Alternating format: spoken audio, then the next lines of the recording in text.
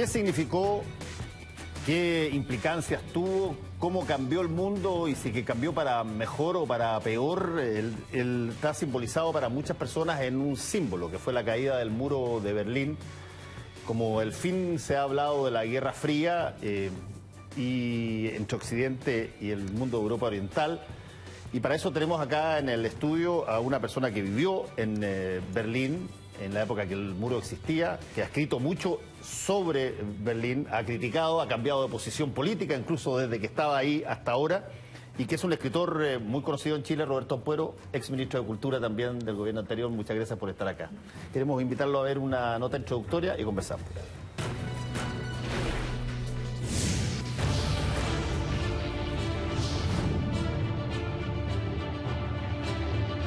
El periodo de embajador que yo fui del 87 al 89 era un momento para Europa muy culminante en la tensión y la polaridad ideológica este-oeste.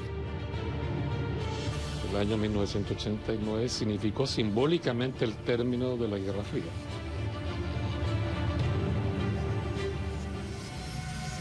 En la mañana llegaron noticias de que en la cortina de hierro, que era la frontera más impermeable que haya conocido la historia de la humanidad, bueno, llegaron noticias a Bonn de que aparentemente había incertidumbre, reinaba desconcierto y que se podría aparentemente cruzar al otro lado. Y yo partí con mi señora y mis hijos mayores, siendo embajador de Chile, a la frontera, a esa cortina de hierro, y me encuentro con la inaudita situación de que se podía pasar. Y avanzo y llego a un pueblito que se llama Eisenach, y recuerdo una cosa triste de una conversación que tuve con un señor mayor, tenía unos 85, 90 años, y me dijo: ¿quiere que le cuente mi vida? Me dijo: mira, yo peleé los últimos 2 años de la Primera Guerra Mundial, del 16 al 18 peleé. Salí vivo, gracias a Dios. Peleé la Segunda Guerra Mundial, me dijo, la Segunda Guerra Mundial. ¿Y cuál no sería mi sorpresa y mi pena y mi desesperanza que termino mi vida en esta cárcel de Alemania Oriental, mi patria, la cual yo defendí en 2 guerras, una cárcel en que la tarea principal es el espionaje, la delación, la tortura? Para mí fue poco significativo, ¿no? Porque yo no era partidario de un régimen socialista en las condiciones que operó la Unión Soviética hasta ese periodo, ¿no? O sea, yo no era partidario de un socialismo stalinista, represivo, autoritario, que incluso con violación de derechos humanos. Entonces, que le daba lo mismo que cayera el muro, no.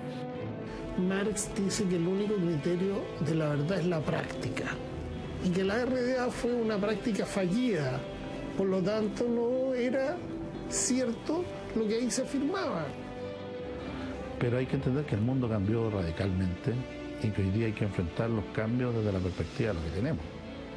O sea, ese escenario de la posguerra ya no existe, y ya no tener nostalgia sobre eso no tiene ningún sentido. Lo que hay que construir tiene que ser mucho mejor que todo eso que existía.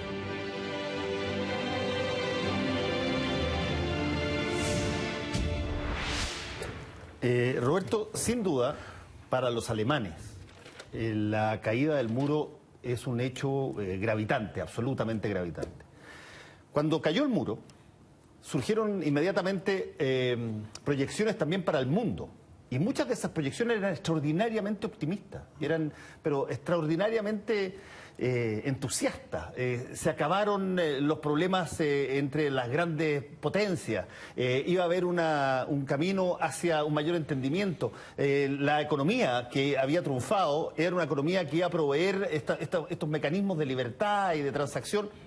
Y cuando tú ves que después de la caída del muro, 25 años después, se han producido todo tipo de situaciones donde eventualmente estamos más cerca de conflictos graves, serios, condiciones económicas muy brutales, fuera del hecho simbólico y muy importante que tuvo que ver para la libertad de Alemania y la libertad de lo que correspondía al estalinismo soviético, ¿qué más le aportó la caída del muro a esta expectativa de proyección que no se ha cumplido? Sí, bien, creo que es importante partir de lo que tú decías.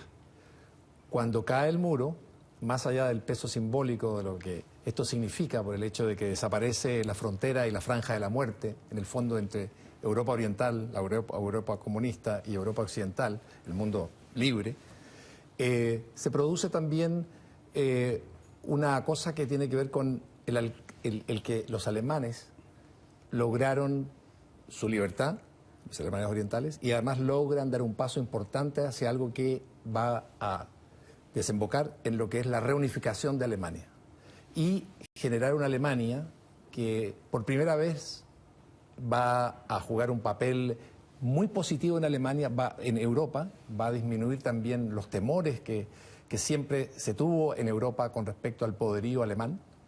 Y esta es una Alemania que surge bajo la inspiración y la dirección de Helmut Kohl, el canciller demócrata cristiano, que Alemania es un partido de derecha, una Alemania que está plenamente integrada a Europa, a la Unión Europea, que forma parte y se ve a sí misma como un pilar y un baluarte de lo que es Europa como tal.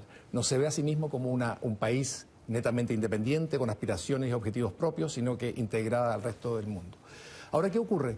Cuando ocurre esto, hay un momento en que ha desaparecido el mundo bipolar. Este es el momento esencial. Ha desaparecido prácticamente la Unión Soviética, ya no existe la Unión Soviética, ha desaparecido todo el mundo de los países satélites aliados con la Unión Soviética, dependientes de ella, y quien queda en el centro de la escena mundial es Estados Unidos. Y obviamente eso despierta muchas esperanzas, muchas expectativas. Se piensa que Estados Unidos va a ser capaz de dirigir al mundo en una nueva aventura de crecimiento, prosperidad, democracia, todo esto. Cosa que no ocurre, porque al poco andar se producen algunos problemas dentro de esta visión idealizada. Una de ellas es, desde luego, los atentados terroristas del 11 de septiembre en Estados Unidos, que modifican completamente algo que es esencial dentro de Estados Unidos, que es su forma de vida, su seguridad interna, la confianza de esa sociedad, y la coloca en una guerra que es muy criticada por todo el mundo, fundamentalmente en Irak, y con una presencia en Afganistán. Y al mismo tiempo empieza a surgir, ya con más fuerza y con más claridad, el peso de China, como un competidor muy serio a Estados Unidos.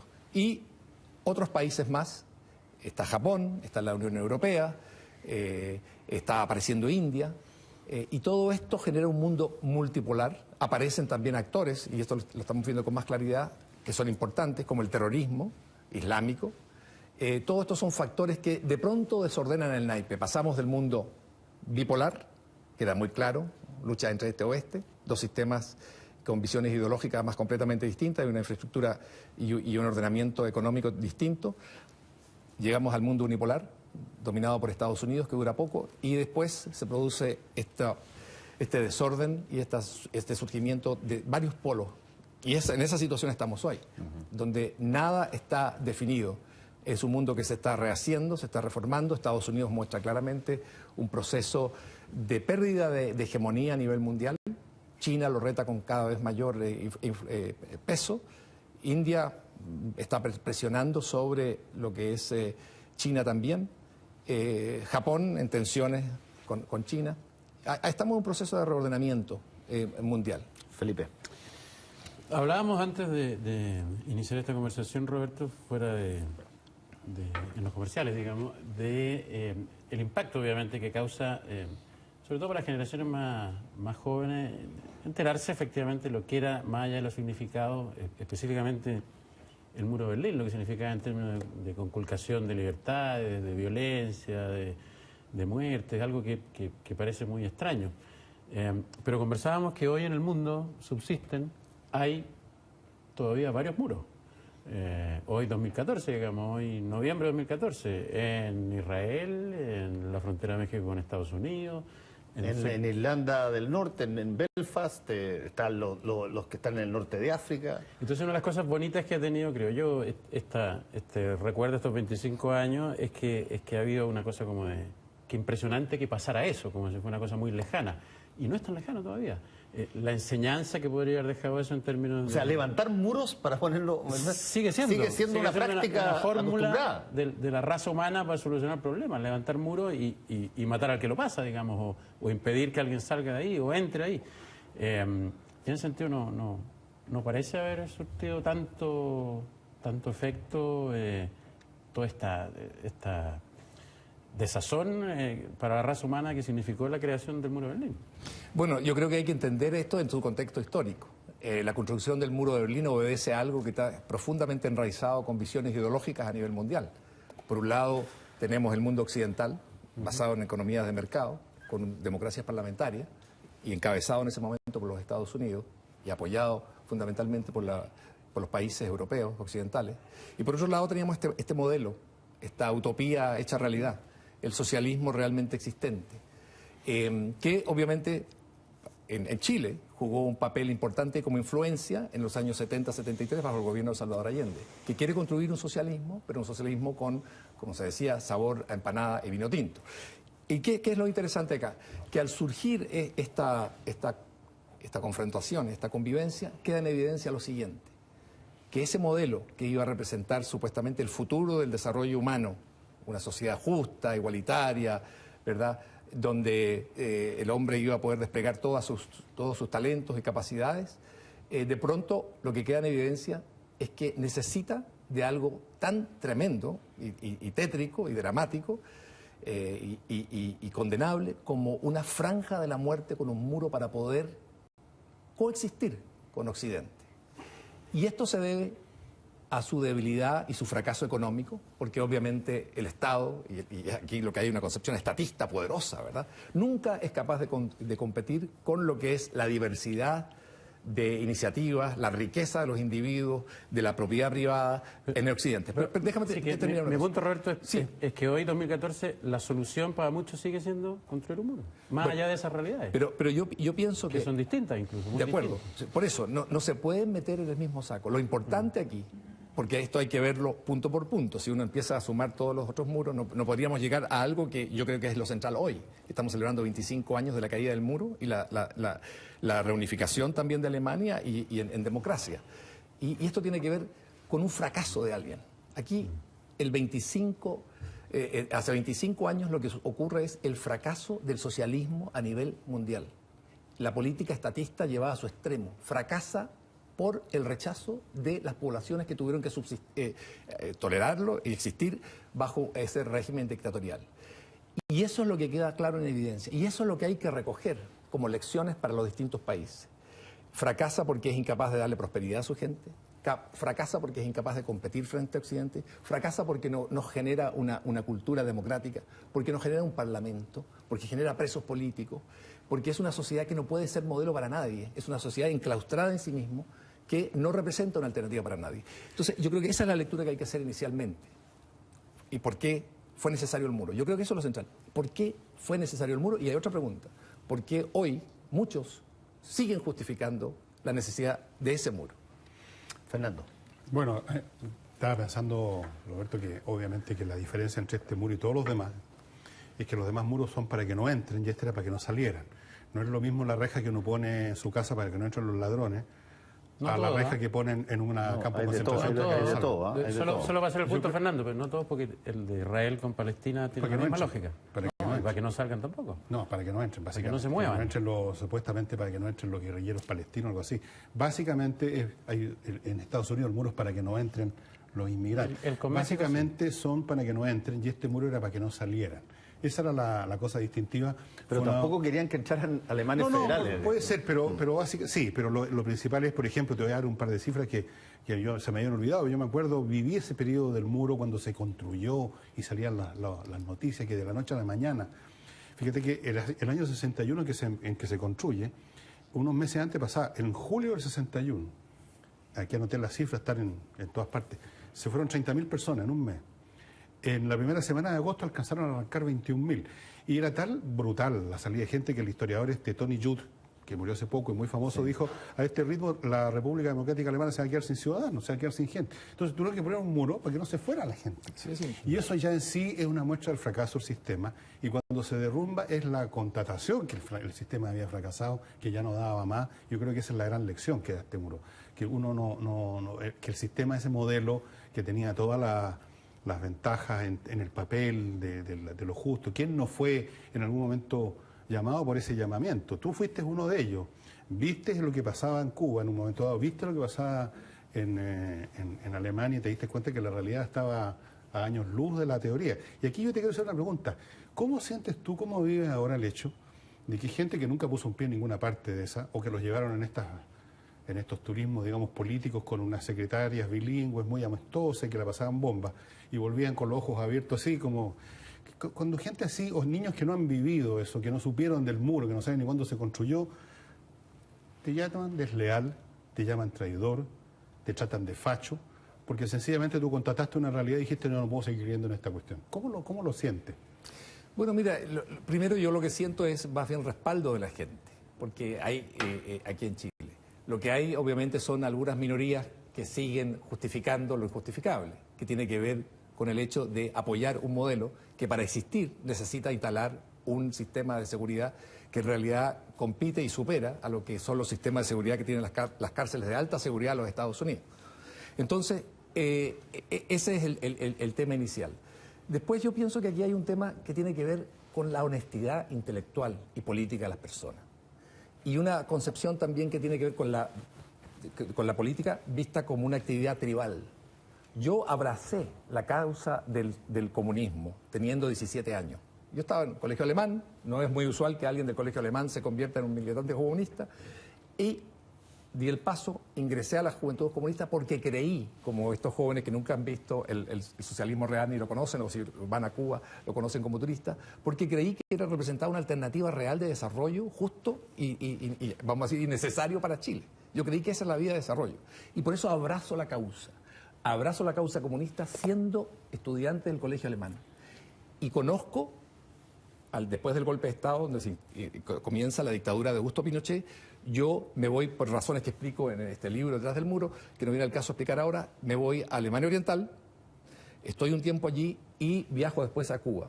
Y esto quiero subrayarlo y dejarlo muy en claro, y con respecto sobre todo a quienes puedan acusarme a mí de traidor. Yo, en 1976, después de haber estado tres años en el socialismo real, de haber conocido Alemania Oriental y de haber conocido Cuba, yo decido renunciar a la Juventud Comunista. Yo renuncio a la Juventud Comunista en La Habana y tenía 23, 24 años. Eso, disculpen, estoy hablando de un joven que ya no lo soy, pero eso sí muestra coraje civil y eso tomé esa decisión. Mucha gente, cuando tratan de atacarme, quieren presentarme como si fuese yo alguien que se arrepintió del comunismo después de la caída del muro o hace 3 años. Señores, yo dejé de ser comunista por lo que vi, no por las teorías, por lo que vi, la falta de libertad, el abuso. Podríamos entrar en muchos detalles de esto. Yo dije, no quiero ni Pinochet para Chile, ni quiero Fidel Castro para Chile, ni Pinochet ni Honecker. Creo en que la única alternativa que puedo construir e imaginar a estas alturas, fuera de renunciar a la Juventud Comunista, creo en la libertad individual y creo en la democracia parlamentaria. Y ahí empecé a armarme. Entonces yo lo que pienso es que lo importante ahora es analizar por qué sociedades como las sociedades de Europa del Este, que tenían todo gratuito, tenían todo asegurado, en un momento se alzan, se levantan y se van en contra del sistema y prefieren Occidente. Y quieren irse a Occidente, además, a vivir allí a la sociedad explotadora, a la sociedad del esfuerzo, de la competencia. Y ahí hay algo que tiene que ver con algo que tenemos que entender. Con la sed, y esto no es un cliché, de libertad y la búsqueda de la democracia de las personas. Está dentro del ser humano buscar espacios que le permitan ser quienes ellos quieren ser. Y no dentro de un espacio donde el Estado, o mejor dicho, porque se idealiza el Estado, un par de burócratas, y en estos casos eran tipos que ya tenían más de 80 años, deciden cómo es la vida desde que nace hasta que muere. Entonces yo creo que en ese sentido hay que colocar la discusión. En ese sentido hay que hacer el análisis. ¿Qué fracasó aquí? ¿Qué falló? ¿Y qué significa esto? Significa que esto puede ser resucitado, el socialismo, el estatismo extremo, y es una alternativa que parece que fue esto solamente un problema mínimo que hay que reparar a lo largo del tiempo, o es esto algo que ya está descartado y que pertenece al pasado. Y si uno piensa en eso, que yo pienso que esto pertenece al pasado, a uno le llama la atención que en Chile haya todavía voces y gente que sigue idealizando estos países que fueron bárbaros en su represión, bárbaros en su represión. ¿Quiénes, por ejemplo? Bueno, acá hay fuerzas, por ejemplo, que no se atreven a condenar a los regímenes totalitarios. Voy a decir lo siguiente. En el siglo XX, y esto está clarísimo, ¿no es cierto?, para todas las personas, hubo dos grandes sistemas totalitarios. Uno fue el nacionalsocialista, fascismo, y el otro fue el comunismo. El nacionalsocialista, fascismo, acaba y termina realmente con la derrota de Hitler en 1945. Y el totalitarismo comunista se acaba caía el muro. en 1989. Entonces, a mí me llama mucho la atención que haya personalidades en este país que han tenido funciones en el gobierno de Chile, en este gobierno y en este país, donde hemos tenido una historia también de dictadura, y que hoy, desde posiciones de izquierda, no sean capaces de condenar estos sistemas de abuso donde lo central era su violación permanente de los derechos humanos. Y eso a mí me llama mucho la atención, porque el año pasado, durante esta conmemoración de los 40 años con respecto a lo que fue el inicio de la dictadura de Pinochet, y que fue un ejercicio importante en Chile, necesario, bueno, un país tiene que asumir su pasado, estaban condenando, y con mucha razón, todo lo que fue la violación de derechos humanos bajo la dictadura de Pinochet.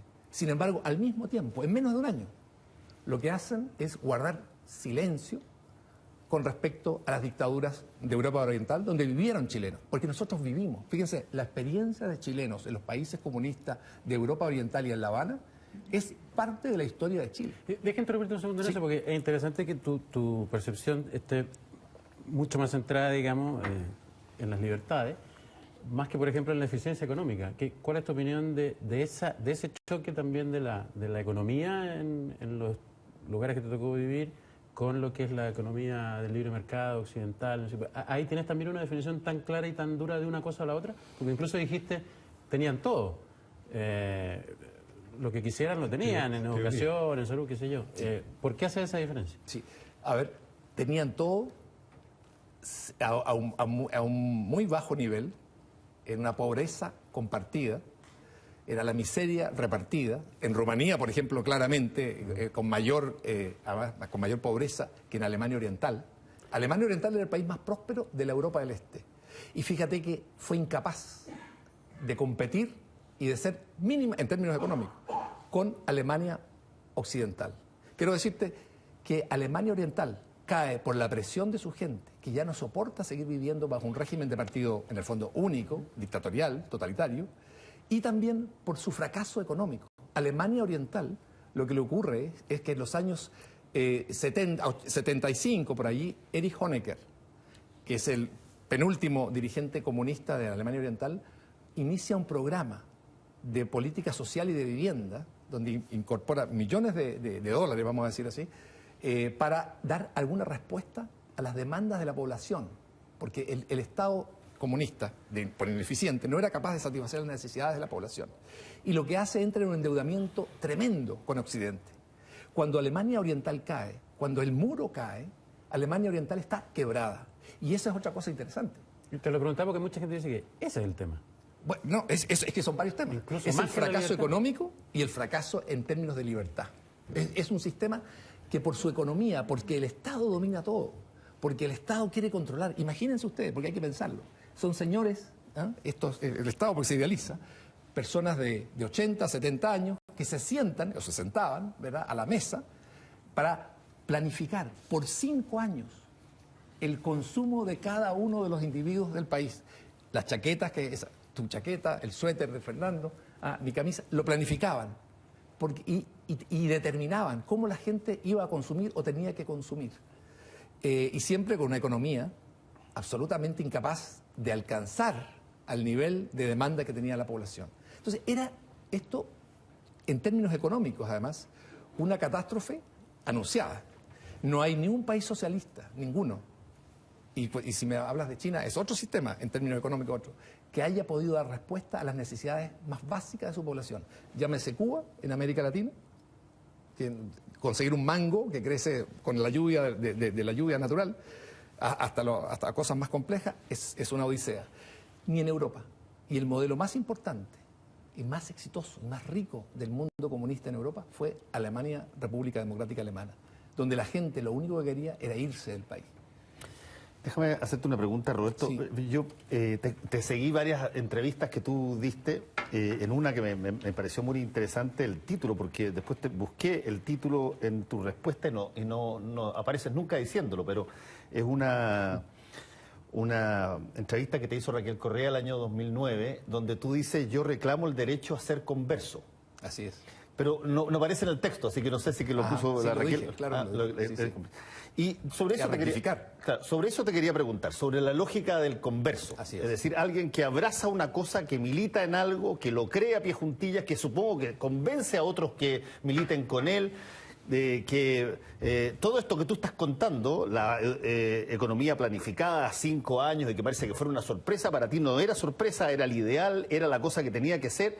Mueves a gente en eso y de pronto viene la constatación de que no es lo que corresponde, no es lo que tú quieres, renuncias en Cuba, como tú dices, y se empieza a producir este fenómeno de ajuste de visión hasta que llegas a ser, años más tarde y con muchos libros escritos y mucha capacidad, ministro de un presidente que es de derecha y que tiene dentro de su gabinete a personas que participaron de la dictadura y que además te toca a ti, en ese gabinete, escuchar al presidente de la República, que votó que no, hablar de cómplices pasivos de las personas, que muchas de las cuales son compañeros tuyos.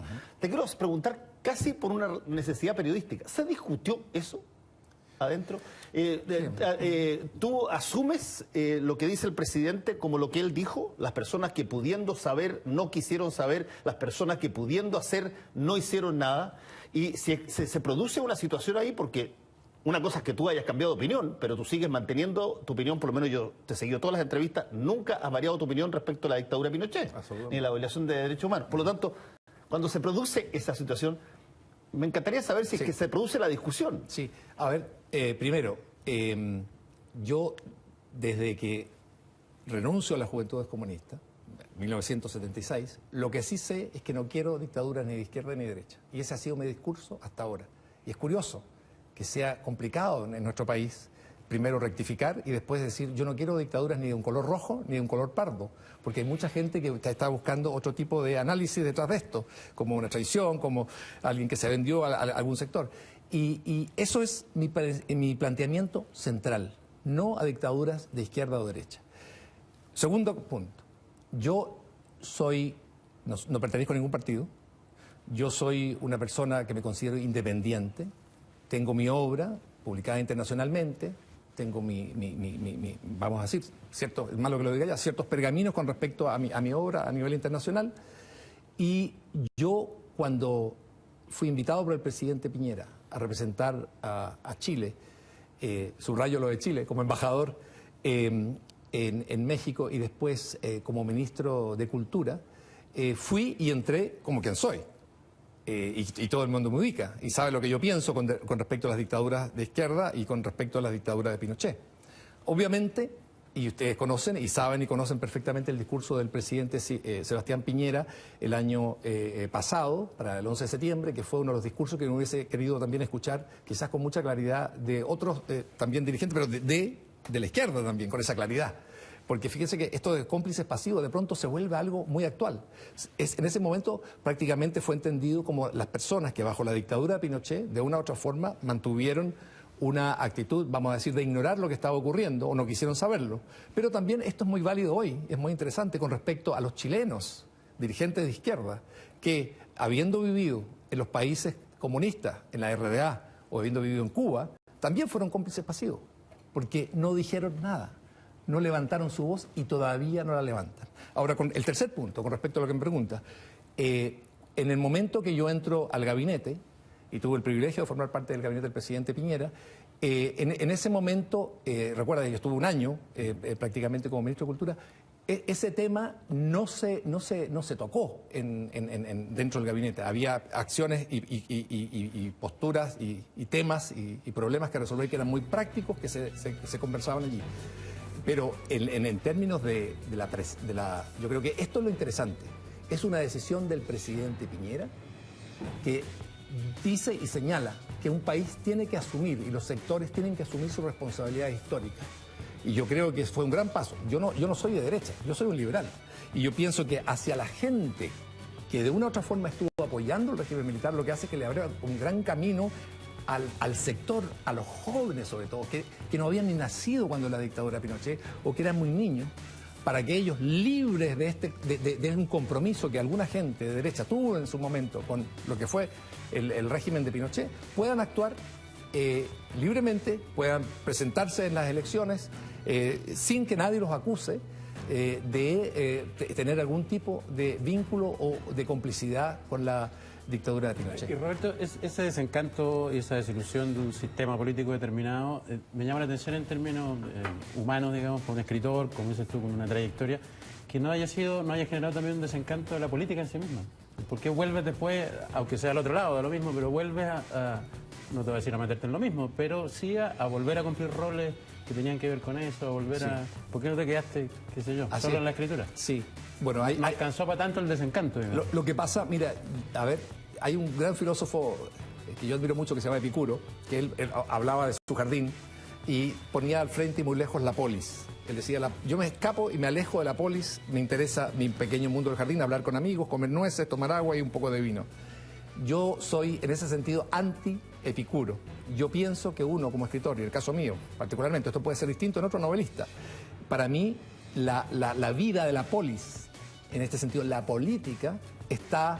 O sea, no le puedo dar la espalda a la política, en el sentido amplio del término. Por eso no milito en ningún partido político. No le puedo dar la espalda. Lo que sí, me interesa lo que pasa con mi país. Me interesa Chile. He vivido gran parte de mi vida, yo 41 años desde que me fui de Chile, lo he vivido fuera de Chile. Yo he vivido solamente 4 años en Chile. Ahora, cuando fui ministro, y en los años 90.